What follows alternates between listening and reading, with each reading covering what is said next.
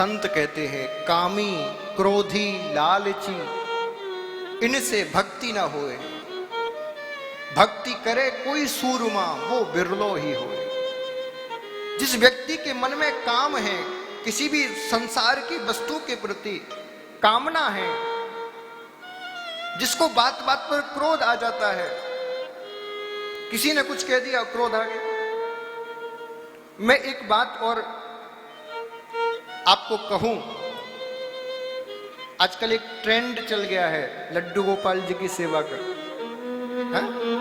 मैं देखता हूं छोटे छोटे बालक, छोटे छोटी बालिकाएं और डलिया में रख के लड्डू गोपाल जी। आप झूठ मानोगे, मेरे पास कम से कम नहीं तो 100-200 ऐसे कॉल आए हैं, बोले महाराज जी ये वैसे तो लड्डू गोपाल की सेवा करती है या करता है, लेकिन बात बात पे क्रोध करना, घर वालों की बात नहीं मानना, अपनी मन मर्जी करना, ये इसका आचरण है। बंधुओं, आपसे सत्य बात कहूं, यदि आप गोविंद की सेवा कर रहे हो अच्छी बात है, लेकिन साथ में आप बात बात पे क्रोध कर रहे हो, माता पिता की बात नहीं मान रहे, तो सत्य मानना आप भजन नहीं कर रहे, आप भक्ति नहीं कर रहे, आप भक्ति के पथ पे नहीं, आप तो किसी और ही पथ पे जा रहे हो।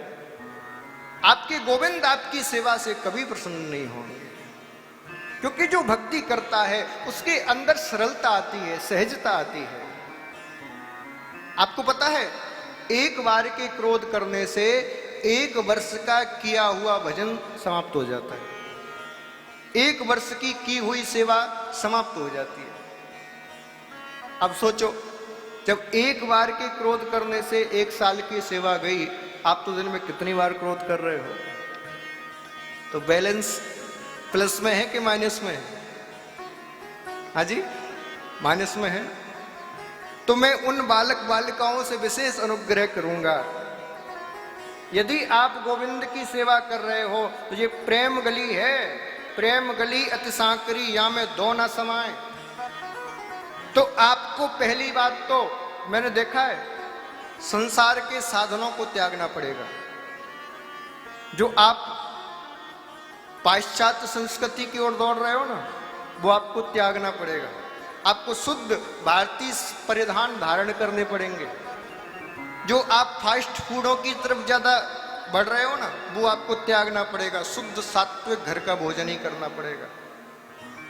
और आप सोचो कि हम फास्ट फूड भी खाएं, जीन्स भी पहने, टिकटॉक भी चलाएं, फोन पे भी 2-2 घंटे लगे रहें और गोविंद की सेवा कर लें, तो क्षमा करना, ना तो आपको संसारी मिलेगा ना गोविंदी मिलेंगे, आप बीच में लटके रहोगे। हाँ, इसीलिए यदि आप भगवत प्राप्ति करना चाहते हैं, सच्चे मन से लड्डू गोपाल जी की, ठाकुर जी को अपना मानते हैं और चाहते हैं कि वो हमसे अनुभूति करें, हमारे पर लाड़ लड़ाएं, तो पहले आपको संसार को त्यागना पड़ेगा। संसार को त्यागने का अर्थ ये नहीं है कि घर को छोड़ के वृंदावन आ जाओ। संसार को त्यागने का अर्थ ये नहीं है कि विवाह मत करो। ज्यादातर घर वालों का निवेदन होता है, बोले महाराज जी ये अभी बच्ची है, कहती है मैं विवाह नहीं करूंगी।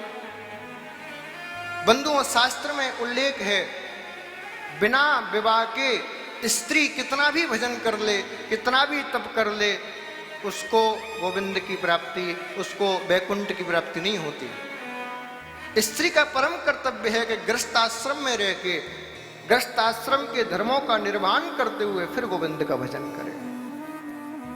अच्छा, एक बात और,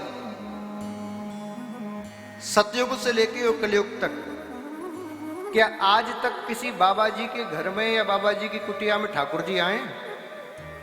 बताओ।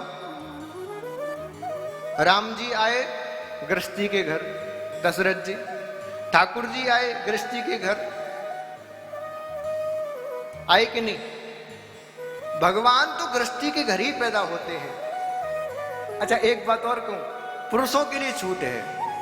पुरुष यदि चाहें तो बिना विवाह के भी भजन कर सकते हैं, उनके लिए छूट है। हाँ, महिलाओं के लिए नहीं। उसका एक कारण है। क्या कारण है? जो महिला होती है ना,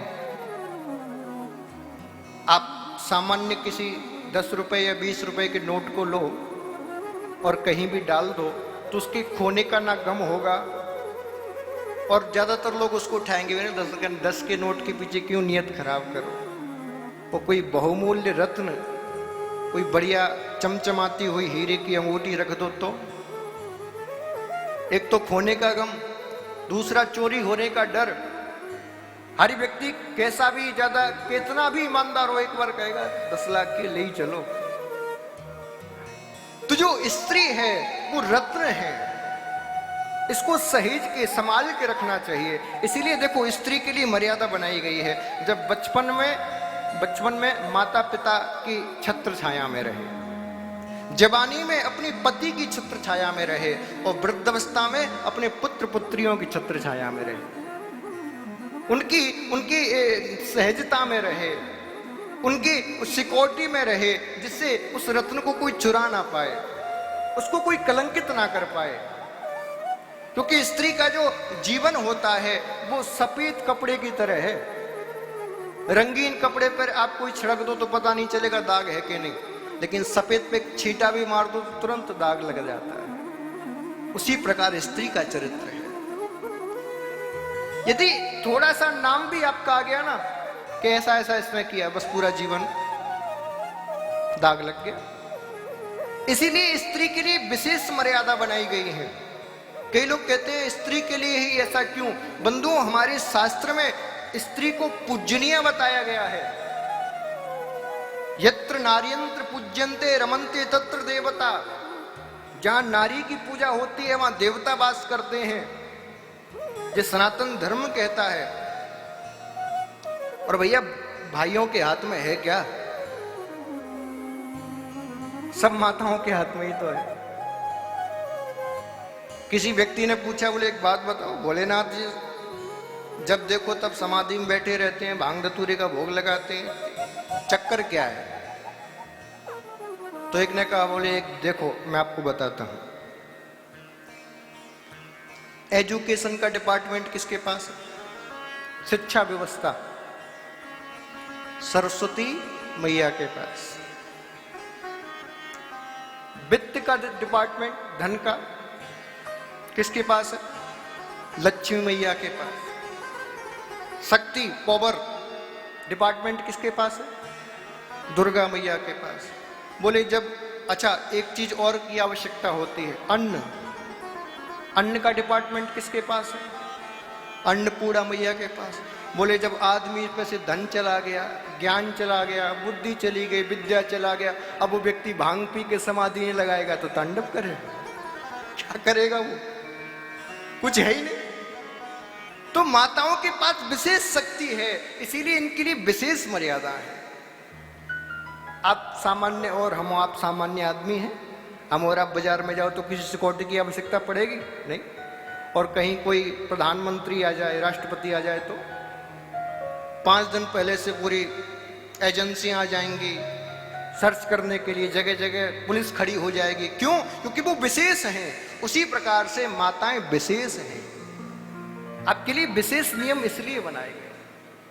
तो मैं उनसे सबसे निवेदन करूंगा कि आप यदि लड्डू गोपाल जी की सेवा कर रही हैं, गोविंद को अपना मानती हैं, तो पहले क्रोध को छोड़िए। पाश्चात्य संस्कृति की ओर जो आप बढ़ रहे हो उसको त्यागिए, क्रोध को त्यागिए और घर वालों की बात मानना शुरू कीजिए, तभी आप गोविंद को प्राप्त कर सकते हो। बोलिए भक्त वत्सल भगवान की।